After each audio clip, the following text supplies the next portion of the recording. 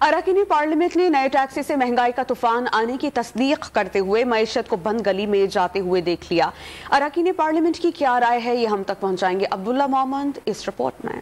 IMF की शराइत पूरी करने के लिए हुकूमत का मिनी बजट के जरिए अवाम पर 170 अरब रुपए के नए टैक्सेस लगाने का फैसला।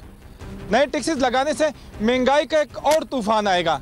मुश्किल की इस घड़ी में अवाम दो वक्त की रोटी कैसे पूरी करें? उनके मुंतखब नुमाइंदे उन्हें क्या मशवरा देते हैं? ये सवाल अवाम के मुंतखब नुमाइंदों से ही पूछते हैं। भीख मिलेगी, सब हो जाएगा ठीक, क्योंकि अब मुल्क में प्रोडक्शन बढ़ाने के लिए कोई मंसूबाबंदी नहीं है। सिर्फ ये है कि भीख मिलती रहे और भीख मिलती रहे और जो भी बोझ है वो हम आवाम पे डालते रहें। इस वक्त बहुत ज़रूरी है कि जल्द से जल्द ये मुआहदा भी हो, इस पर अमल दरामद भी शुरू हो।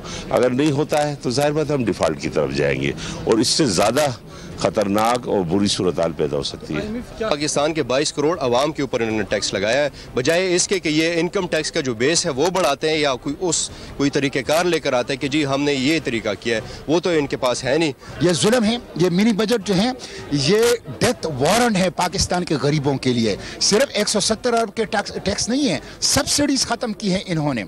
आज जो महंगाई है 26, 27, 28% ये और बढ़ जाएगी और बेरोजगारी बढ़ जाएगी, क्योंकि अनएम्प्लॉयमेंट जो है ना, जो नहीं फैक्ट्रियाँ नहीं चलेंगी और जब रोज़गार नहीं होगा तो और महंगाई का असर उन पे और ज़्यादा इम्पेक्ट आएगा। हुकूमती अरकान पार्लियामेंट का कहना है कि मुल्क की मईशत इस वक्त बंद गली में है और अवाम को रिलीफ फराहम करना नामुमकिन दिखाई दे रहा है, जबकि अपोजिशन अरकान पार्लियामेंट का कहना है कि अवाम को रिलीफ फराहम करने के लिए हुकूमत के पास कोई प्लान नहीं है।